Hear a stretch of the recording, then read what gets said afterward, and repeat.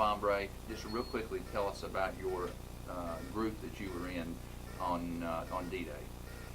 We was in the 90th Division, 357th Infantry, and we noticed tough hombres, but we wasn't tough as we ought to be, I don't guess. But anyhow, we went, we was on the line, might say a month straight,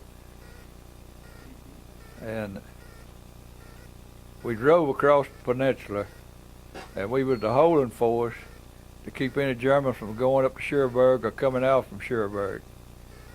And best my recollection, the 79th drove up there and finally captured Cherbourg. And then 4th of July, they pulled us back and give us a break, and we got a shower, the first shower we'd had since we come in there, and they invaded for it. And got a rest for half a day, and then went back up on the line the morning of the 5th of July. The last village I remember going to was a little place called St. Mary's. And it was just a wide place in the road. It wasn't no big town or nothing. What town had... We went through the village of St. Mary's, and then that night they sent us out on that patrol. And it was raining that night, and we crossed this highway, got this sergeant who was leading us got up to the highway, and we stopped, and he said that we could get across there all right. But when we started across this paved road, the Germans had a machine gun set up the road about 100 yards, I guess, maybe not that far. And they heard us and cut loose on us. And part of us got across the road, and part of them never did get in the road. And I was a BAR man, and I was in front to give them firepower if we run up on anything like that. Part of the guys went back and never did cross the road. My assistant gunner from Frederick, Maryland, never did get across the road. And the only thing I know for sure, he didn't get killed in the road. And it was still dark then.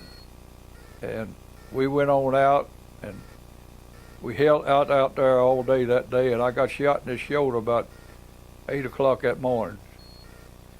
And I didn't get hit crossing the road, but I got shot that morning about 8 o'clock. Actually, I thought a horse kicked me, because there's horses all around us loose in them hedgerows, and I didn't realize I was shot for a few minutes. And we held out all day, and at even about 5 o'clock, we run out of ammunition, and we tried to break out, tried to get back to our lines. And we got deeper in the German lines, and we got back to our line. We got down to this swamp where they had flooded this area to slow our tanks and everything up. And we thought if we swim across that water, it would be to our benefit. But when we crawled out that water on the other side, the Germans was there waiting on us.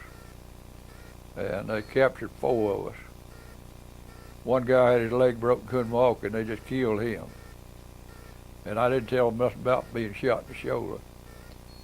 But we had to walk all night that night. Now I don't know from there on what villages we got in. But they moved us at night mostly. And I think everybody ought to get out here and walk down the road with your hands up like this and see how far you get. I couldn't do it. I had to put my hands down on my head like this because I couldn't raise this arm up in. And well, Harold, so let me retrace it on June. What day did you land on D-Day? It was June what is it? June 5th. July or June? The day we went in. The day you went in. It was the evening of the 6th. Okay, the evening of the 6th. Yeah. And so you were shot on July, and you were shot and captured on July 7th. 7th. So a month and 1 day basically, you had gone in. So the cities that you remember going into you went into St. Lo. We went around St. Lo after we got captured. After you got captured. Yeah. Okay, that's what I want John to understand. Well, that's just amazing.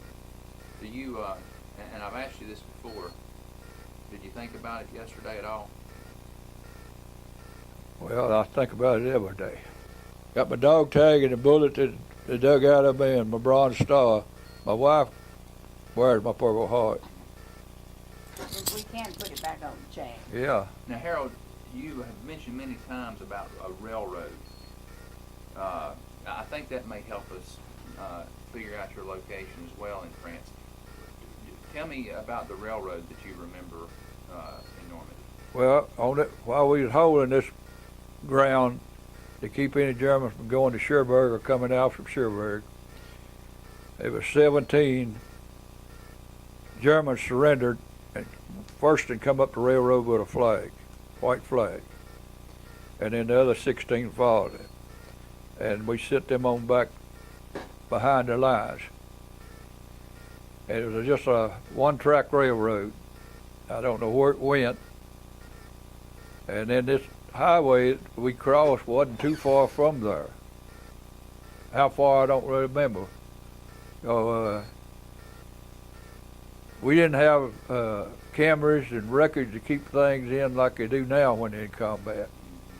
We didn't have the newspaper with us. That's the reason we won the war, in my opinion. There wasn't nobody to tell them we're going to attack this village today or that and tomorrow like they do now.